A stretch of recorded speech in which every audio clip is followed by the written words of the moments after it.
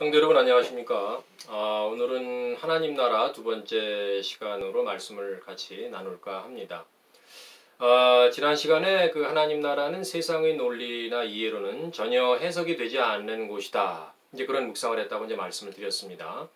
왜냐하면 하나님 나라의 지배 원리는 하나님의 사랑과 거룩 그리고 하나님과의 바른 관계인 것을 제가 이제 깨달아 알게 되었기 때문이다라고 말씀을 드렸는데 오늘 그 사랑에 대해서 이제 꼭 한 가지 말씀드릴 것이 있습니다. 하나님께서 주신 감동으로 이제 말씀의 의미를 깨달아 알게 되었는데 이게 이제 제가 생각해낸 것이 아니다라는 의미이기도 하지요. 하나님 나라를 관통하는 원리가 사랑이라고 생각하게 된 것은 고린도전서를 묵상하는 가운데 하나님 나라가 사랑임을 알게 되었기 때문이다. 이렇게 말씀을 드릴 수가 있습니다. 그래서 고린도전서 13장을 오늘 좀 보도록 하겠습니다. 고린도전서 13장 하게 되면은 우리가 비교적 친숙하게 알고 있는 이제 사랑장이라고 알고 있지 않습니까? 4절부터 7절까지, 1절부터 7절까지는 이제 무난하게 이제 지나가는 우리가 잘 알고 있는 말씀들이죠. 말씀이 뭐냐면 사랑은 오래 참고 사랑은 온유하며 사랑은 시기하지 아니하며 사랑은 자랑하지 아니하며 뭐 이렇게 나가는 말씀 아니겠습니까? 우리가 잘 알고 있는. 그런데 8절부터 12절까지의 말씀은 일반적으로 알고 있는 그런 사랑이란 개념과는 조금 다른 것 같이 보였습니다. 조금 길지만 한번 같이 읽어보도록 하겠습니다. 사랑은 언제까지나 떨어지지 아니하되 예언도 패하고 방언도 그치고 지식도 패하리라. 우리는 부분적으로 알고 부분적으로 예언하니 온전한 것이 올 때에는 부분적으로 하는 것이 패하리라. 내가 어렸을 때에는 말하는 것이 어린아이와 같고 깨닫는 것이 어린아이 같고 생각하는 것이 어린아이와 같다가 장성한 사람이 되어서는 어린아이를 버렸노라. 우리가 지금은 거울로 보는 것 같이 희미하나 그때에는 얼굴과 얼굴을 대하여 볼 것이요 지금은 내가 부분적으로 하나 그때에는 주께서 나를 아신 것 같이 내가 온전히 알리라. 뭐 이런 말씀이었습니다. 8절 말씀이 어떻게 시작되냐면 말이죠. 사랑은 언제까지나 떨어지지 아니하되 라는 말씀이었습니다. 이게 무슨 말씀인가? 이제 한번 보려고 영어 성경을 찾아보니까 Love never fails 라는 얘기였습니다. 즉 하나님의 사랑은 실패하는 법이 없다. 하나님의 사랑은 그러니까 실패하지 않으니까 떨어지지 않는다 이런 의미인데 아가서 8장 6절 말씀처럼 사랑의 힘은 세상 어떤 것보다도 강하다라는 그런 의미로 저는 생각이 되었습니다. 아가서 8장 6절 처음 말씀이 사랑은 죽음같이 강하고 이런 말씀이 있습니다. 그리고 또 보니까 사랑은 예언도 패하고 방언도 그치고 지식도 패하리라 이제 그런 말씀이 나옵니다. 그리고 이제 저기 이어서 나오는 것을 묵상을 해보니까 온전한 것이 올 때까지 부분적으로 예언하는 것이 존재한다는 것이었습니다. 그리고 부분적이지만 방언도 하고 지식도 있다는 것이었습니다.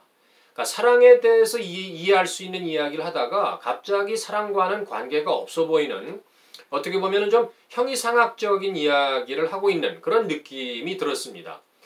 분명히 사랑에 대한 이야기일 텐데 이거는 이 땅의 사랑 이야기가 아닌 것 같다. 이제 그런 생각이 들었죠. 그리고 생각하기를 아까 말씀드렸지만 고린도전서 13장 하면은 사랑에 관한 유명한 그런 장 아닙니까? 목사님께서들도 많이 언급을 하시고 말이죠. 여태껏 고린도전서 13장을 그러니까 저는 1절에서 7절 그리고 13절만 보았다. 묵상을 했다. 이제 그런 생각이 저는 들었습니다. 왜 8절에서 12절까지는 그동안 봤던 생각이 나지 않는 것일까? 그리고 이제 말씀을 이제 묵상하는 가운데에 하나님께서 감사하고 놀랍게도 어떤 그 감동의 생각을 제 마음속에 넣어주셨어요. 이것은 하나님 나라에 관한 것이다 라는 생각을 저한테 집어넣어 주셨습니다. 그리고 이 모든 것이 하나님 나라에 관한 것임을 알게 해주셨습니다. 다시 말씀을 꼼꼼히 보니까 이 말씀들은 완전히 하나님 나라의 상태를 설명하고 있는 것 같았습니다. 그리고 말씀이 하나 둘씩 이해가 되기 시작했습니다. 제가 그 순간 할렐루야가 터져 나왔습니다. 말씀을 깨닫게 하신 그런 하나님 아버지에 대한 감사와 찬양 그리고 기쁨의 탄성이었죠. 말씀을 그리고 더 자세히 이제 보게 되었습니다.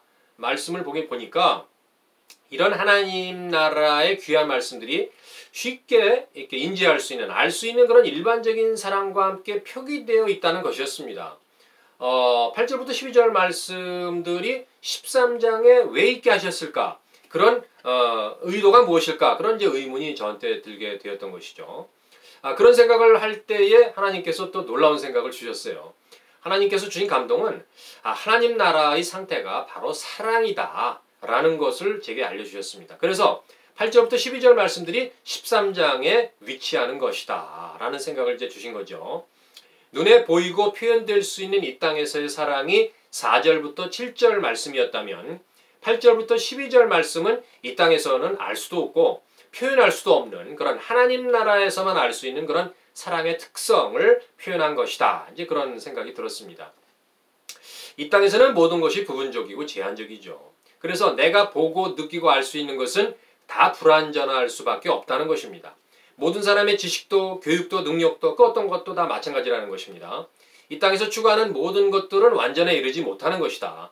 이 땅에서의 사랑도 미완성이고 완전하지 못한 것이다. 심지어 신령한 방언이나 예언도 부분적일 뿐만이 아니라 완전하지 않은 것이어서 하나님 나라에서는 다 그치게 된다는 것이었습니다. 참된 완성이란 이 땅에서는 이루어지지 않는 것이고 오직 하나님 나라에서만 그 완전함을 이루는 것이다. 사랑의 온전한 완성의 모습이 바로 8절부터 12절 말씀의 상태였다. 이제 그런 감동을 저한테 주셨습니다. 그리고 그때 그곳에 가서야 비로소 완전함이 도래한다는 것입니다. 하나님의 완전함이 그곳에 있다는 것이죠. 이 땅에서 알고 있는 모든 것이 희미한 가운데 존재하지만 그곳에서는 모든 것을 완전하게 알고 또 보게 된다는 것입니다. 그래서 13장 끝 마지막에 사랑이라는 것을 진술하지 않았는가 그런 생각이 들었습니다. 고린도전서 13장 13절입니다. 그런즉 믿음, 소망, 사랑 이 세 가지는 항상 있을 것인데 그 중에 제일은 사랑이라. 그런데 말이죠. 어떤 생각하는 가운데 사도 바울은 어떻게 이렇게 엄청난 일들을 알고 기록할 수 있게 되었을까? 이제 그런 생각이 또 들었습니다. 물론 성경의 모든 말씀이 하나님의 감동으로 기록되었다고 디모데후서 3장 16절에 기록되어 있지 않습니까? 물론 그 말씀은 이제 알고 있는데 특히 사도 바울의 그 사랑에 대한 증언은 그가 아마 낙원에 가서 하나님의 사랑을 직접 보고 체험했기 때문이 아니었을까? 그런 생각이 저한테 이제 들었던 것이죠. 그렇기 때문에 사도 바울이 진술한 이런 고린도전서 13장은 그 누구도 언급할 수 없는 그런 신비한 말씀 아니겠습니까?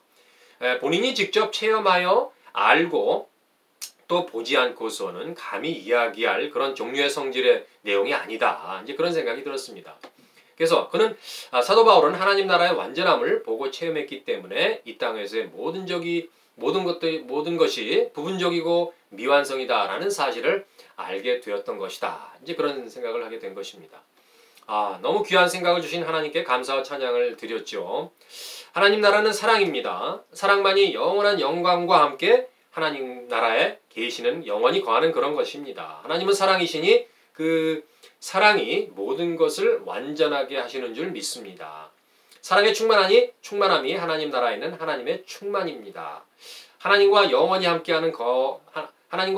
함께 거하는 축복의 중심에 바로 사랑이 있습니다. 그것이 이제 영생인 줄 믿습니다. 이제 그런 기도가 저한테 나왔습니다. 하나님과 예수님의 완전함의 완성, 하나님의 완성, 예수님의 완성, 그 완전함은 바로 사랑이었다라는 것입니다. 곧 하나님 나라의 완전함이 사랑이었다라고 이제 저한테 감동을 주셨죠. 그렇기 때문에 제가 하나님 나라를 지배하는 원리가 바로 사랑이었다라는 사실을 알게 되었다라는 것입니다. 여하튼 그 하나님 나라는 그 신비에 쌓인 그 하나님만이 아시는 그런 곳 아니겠습니까? 비밀의 세계 아니겠습니까?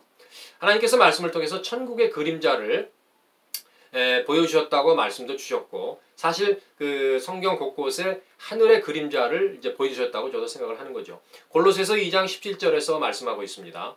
이것들은 장래일의 그림자이나 몸은 그리스도의 것이니라. 하나님 나라는 인간의 이해를 뛰어넘는 곳이고 인간의 언어로는 표현이 안 되는 곳이다. 이제 그렇게 생각을 하는 것이죠. 그 삼층천을 다녀온 바울도 하늘의 일을 다 보고 알고 경험했지 않습니까? 그런데 말로 표현할 수 없다고 고린도 후서에서 이야기하고 있습니다. 12장 4절에서 그가 낙원으로 이끌려가서 말로 표현할 수 없는 말을 들었으니 사람이 가히 이르지 못할 말이로다. 하나님 나라에서의 의와 평강과 희락이 정말 어떤 것인지 알 수는 없죠. 충분히. 그러나 천국을 경험한 사도 바울이 로마서 14장 17절에서 하나님 나라는 먹고 마시는 것이 아니요 오직 성령 안에서 의와 평강과 희락이다 라고 말씀을 하고 있습니다. 때문에 이 땅에서 제가 경험하고 있는, 말씀드리고 있는 그런 하나님과의 바른 관계에서 오는 어떤 감사와 기쁨과 평안이 있다고 말씀드렸지 않습니까? 그런 것들이 하나님 나라에서의 의와 평강과 희락에 비하면 정말 그림자일 것이며 아주 작은 일부분일 것이라고 저는 이제 생각이 드는 것이죠. 하나님의 영광이 엄청나다는 것은 알고 있지만 얼마나 엄청난 것인지 어떠한 것인지 그런 거는 정말 알 수가 없지 않겠습니까? 하나님 나라는 하나님의 영광으로 가득하고 하나님과 예수님께서 그 영광으로 거하신 곳이라는 것은 말씀을 통해서는 알고 있죠. 요한계시록 21장에서 말씀합니다. 성 안에서 내가 성전을 보지 못하였으니 이는 주 하나님 곧 전능하신 이와 어린 양이 그 성전이심이라. 그 성은 해와 달의 비침이 쓸데없으니 이는 하나님의 영광이 비치고 어린 양이 그 등불이 되심이라. 하나님의 영광에 대해서 조금 더 살펴본 말이죠. 고린도후서 4장 17절 말씀입니다. 우리가 잠시 받는 환난에 경한 것이 지극히 크고 영원한 영광에 중한 것을 우리에게 이루려 함이니. 그런 말씀이 있습니다.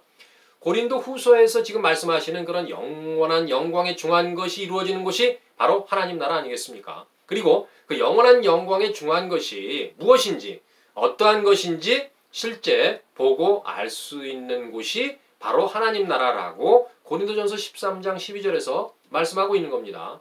조금 전에 보았지만 하여튼 그 말씀을 다시 한번 자세히 좀 보면은 우리가 지금은 거울로 보는 것 같이 힘이 하나 그때에는 얼굴과 얼굴을 대하여 볼 것이요 지금은 내가 부분적으로 아나 그때에는 주께서 나를 아신 것 같이 내가 온전히 알리라. 이제 그런 말씀이죠. 지금은이란 뜻은 우리가 뭐 그냥 일반적으로 알고 있는 이 땅에서의 어떤 불완전한 부분적인 지금 상태, 현재의 의미란 것이죠. 거울로 보는 것 같이 희미하다는 의미는 수수께끼와 같이 알 수 없는 것이 흐리게 투사되는 것 같은 희미함을 뜻한다 라고 AMP에 나와 있습니다. 여하튼 그 말씀은 지금 이 땅에서 보고 또 알고 있는 모든 것이 부분적이고 불완전하다. 이제 그런 의미일 것입니다. 그때는 이란 의미는 완전함이 도래하는 그 시점, 즉 내가 하나님 나라에 거할 때에는 내가 알지 못했던 부분적으로 알고 있었던 그런 모든 것을 온전히 알고 보게 된다는 그런 의미입니다. 이 땅에서는 하나님의 영광을 알 수 없죠. 그러나 하나님 나라에 가면은 하나님의 영광을 포함하여 신비에 쌓여있던 그런 모든 비밀을 알 수 있게 된다는 겁니다. 충분히 알 수 있게 된다는 겁니다. 새하늘과 새 땅에 거하시는 하나님과 예수님의 임재 속에서 영원히 거하게 되는 영광을 누리게 되며 그 영광이 어떠한 것인지를 아는 기쁨과 감사를 누리게 되는 것이 이제 하나님 나라, 사랑 안에 거하는 하나님 나라다 이런 겁니다. 상상이 불가능한 하나님과 그 하나님 나라의 영광 아니겠습니까?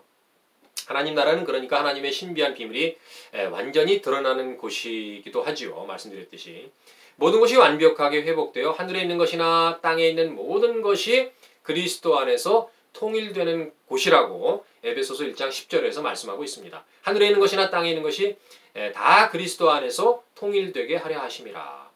에베소서 1장 8절에서 10절 말씀이 영어로 보면 한 문장입니다. 주어는 하나님의 뜻은 비밀이다. 그런데 그 비밀이 영어로 보면 Mystery of His will입니다. 그리고 수로는 통일된다는 겁니다. 그러니까 하나님의 뜻은 모든 피조물이 통일된다라고 하는 말씀이었습니다. 무엇으로 통일되느냐? 묵상하다 보니까 하나님 나라를 지배하는 하나님 나라의 충만한 그런 사랑으로 통일된다 하는 그런 감동을 제가 받았습니다. 골로새서 3장 14절에서도 사랑만이 모든 것을 완벽하게 일치시키는 것이다. 일치하는 것이 하나 되고 통일되는 것 아니겠습니까? 말씀을 보면요. 이 모든 것 위에 사랑을 더하라. 이는 온전하게 매는 띠니라. 온전하게 모든 것을 하나 되게 매는 띠이기 때문에 그것이 사랑이다 하는 것이죠. 하나님의 사랑으로 하는 모든 것이 하나 되는 통일 그리고 그 일치, 하나됨을 이루는 곳이 하나님 나라였고 그 곳이 하나님의 사랑으로 이루어진 곳이다 라는 것이었습니다. 하나님 나라의 완성된 최종적인 모습이 아니겠습니까? 오늘은 하나님께서 감동을 주신 것과 또 말씀을 통해서 하나님 나라에 가게 되면 어떤 것을 우리가 보게 되고 경험하게 될 것인가, 어떤 것들을 알게 될 것인가를 잠깐 맛보았고요.